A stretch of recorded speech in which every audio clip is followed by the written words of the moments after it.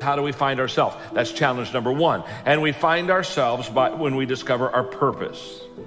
This morning as I was preparing my heart for our time together in teaching, I was in my hotel here, near here. And I went down early in the lobby and I got in a little place kind of in an area where I could just kind of be by myself. And I began to pour my heart out over what I was going to teach. And I was in the passage in Jeremiah 29, one of my favorite scripture verses. And just really hang with me here on this. God says, I know the thoughts and plans that I have for you. Thoughts and plans for welfare and peace, not for evil, to give you hope in your final income. And as I sat in the lobby this morning and I began to see these words again, as I've read them many, many times, I've quoted them many times, and it hit me that God has thoughts and plans for me. And he not only has thoughts and plans for me, he has thoughts and plans for you. When you, let me put it this way, let me contextualize this. When you woke up this morning, God was thinking about you. Yeah, he was. And when he created you in his image, he had plans for you. You're not an accident. We're not here because we just kind of happened to be at the end of an explosion. That we are here because we are divinely placed here with the thoughts of God. And then it hit me because, you know, when somebody's kind of like important to me and they say something like, John, they'll text me or something, they say, boy, John, I've been thinking about you.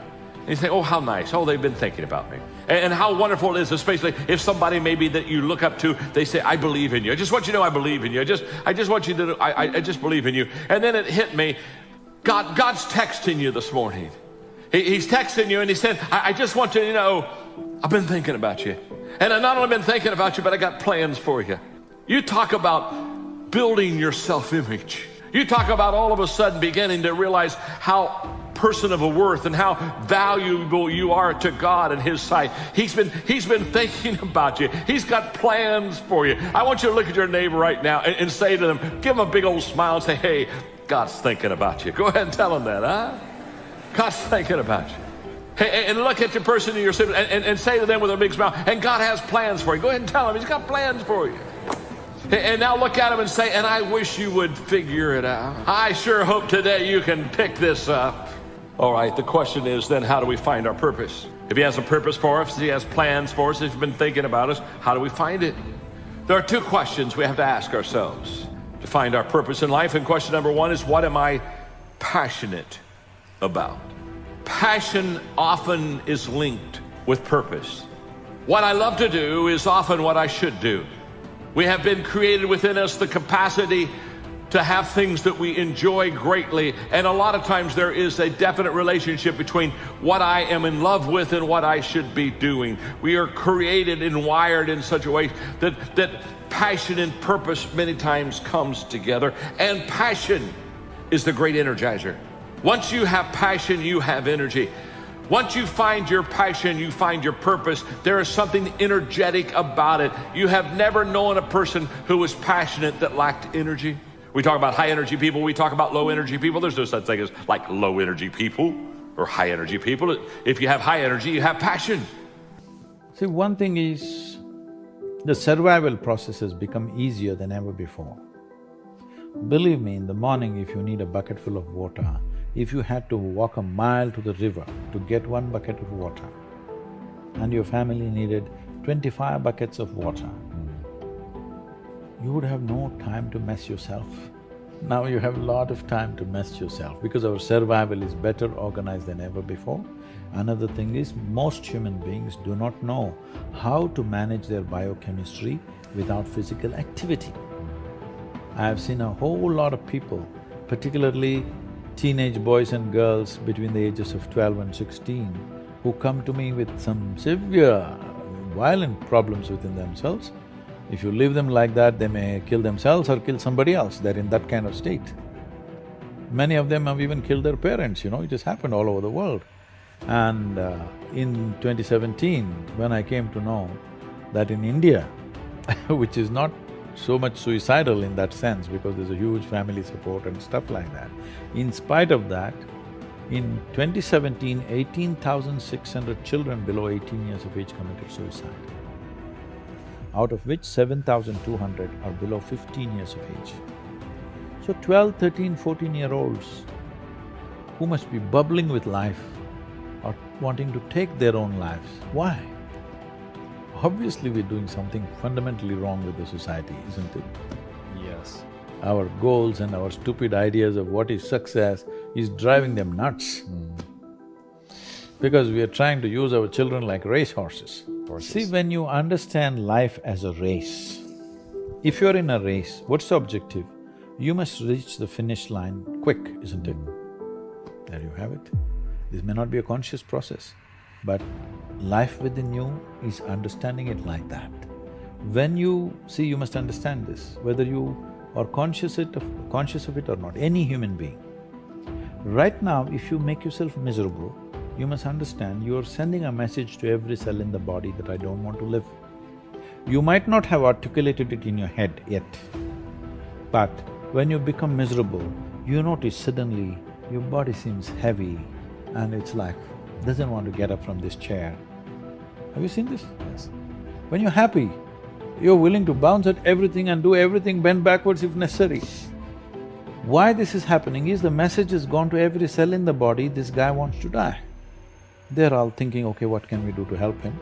But by then, of course, you'll recover. So you want to die, you want to live, you want to die, you want to live. The body is getting confused because you must understand this is a very intelligent body. It's taking instructions from you. Every cell in the body has an enormous sense of memory and intelligence. If you keep sending wrong messages, if they act, you're dead. Because you're sending contradictory messages, you're not dead, you're half dead. You can give it any number of exotic names. Essentially, you have turned your intelligence against yourself. This is supposed to work for you, but now you've turned it against yourself, it's working against you. Wisdom can only come if you access no thought, the dimension of no thought in yourself. The only thing a wise person has that you don't have, or that's the wrong way of putting it, the wise woman, the wise man has nothing that you don't have. He or she is simply aware of the dimension of stillness, the dimension of no thought. That's out of which all wisdom comes, which is also in you. So bringing that into everyday life through being aware of the inner energy field of the body, being alert to sense perceptions, another way of entering the state of alert, thoughtless presence. Look around the room a few times a day where you're sitting, as if you had just been born into that room. It requires a high degree of alertness, yes, but that is in you. So periodically, even if it's only 5 seconds at a time, you bring in thoughtlessness, not in its usual… Thoughtlessness usually is a negative term, but here, thoughtlessness implies more consciousness, more intense awakeness, to awaken. And it's not… and then you realize the compulsion to think is just a habit, deep-seated habit. And you don't listen to the mind when the mind says, I have no time to be present now. Not even 10 seconds? Not true. You're waiting at the elevator, the lift. Press the button. Are you projecting yourself mentally to where you want to get, or are you really there? Are you immersed in thought, or are you using that opportunity to simply be present with your entire being, standing there, not waiting for anything? Because most people spend maybe 70% of their lives waiting for something. There's always the next thing to do that hasn't quite been finished yet. There's always the next thing to happen that I'm just waiting for this. Why not use all waiting periods for being present? And then you step into the elevator and you press ground floor, and it's going down. And there is an aliveness in your entire energy field, and it's beautiful. That moment has a fullness to it that is more than the externals that you perceive, because after all, there's only 4 walls around you. and a light above you and some buttons. So on the external level, this moment has nothing to fulfill me, but if you go deeper into that moment, which is into yourself, it's actually very fulfilling.